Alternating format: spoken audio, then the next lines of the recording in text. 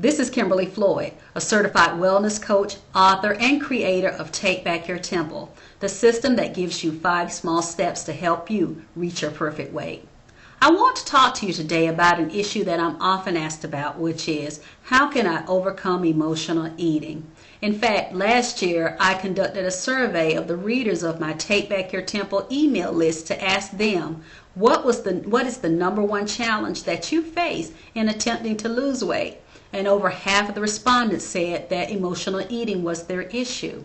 So, how do you define emotional eating or binge eating? Well, binge eating is having the uncontrollable desire to consume food, and usually that's for emotional reasons like emotional distress. In fact, it is a form of addiction. And from now on, when you think about the word addiction, I want you to automatically think something is missing. Because the person who is suffering from an addiction feels that there is something missing in their lives, and they're attempting to use food in order to fill that empty space. Now, this can be true of food, or it can be true of drugs or alcohol, whatever it is. That person feels an emptiness in their life, and they're attempting to mask the pain from that emptiness through a substance, an outside substance. In fact, you can think of any type of addiction as like trying to fill up a hole that doesn't have a bottom. No matter what you put in that hole, it is never going to be enough. In fact, the only thing that is big enough is having a personal relationship with God, because God is the only thing that is big enough to fill that hole for you. So if you are finding yourself facing issues with emotional eating, then the first thing that you need to do is to go to God and say, God, I'm dealing with this issue. I need your help. Will you help me? Will you strengthen me? Will you heal me? And God will be faithful to do just that. But the primary principle is, in order to receive true comfort from God, you need to be willing to let the false comforts go.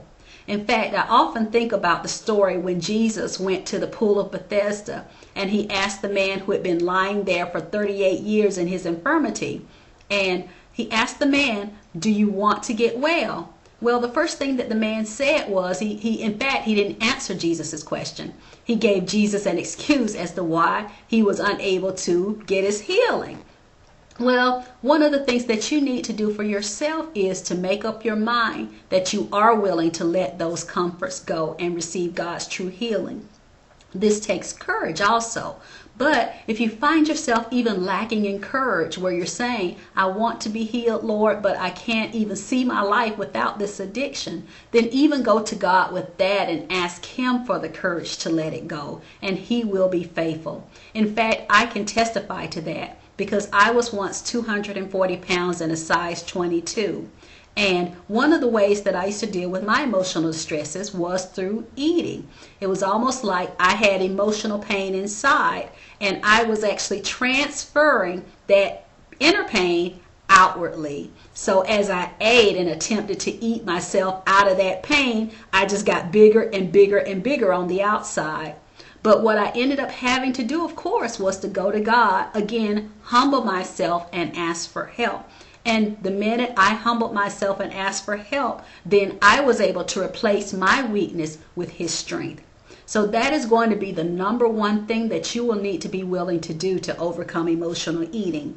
Now, at my website, takebackyourtemple.com, I have a free special report entitled 7 Steps to Overcoming Emotional Eating. And I know that you will find that report to be quite helpful, because it not only gives you spiritual principles for overcoming emotional eating, but also gives you natural, practical things that you can do right in the middle of it when you're in the grips of wanting to eat something and you know you're not hungry. I give you a simple 10-minute technique that you can do right away as an emergency that will help you to overcome that tendency.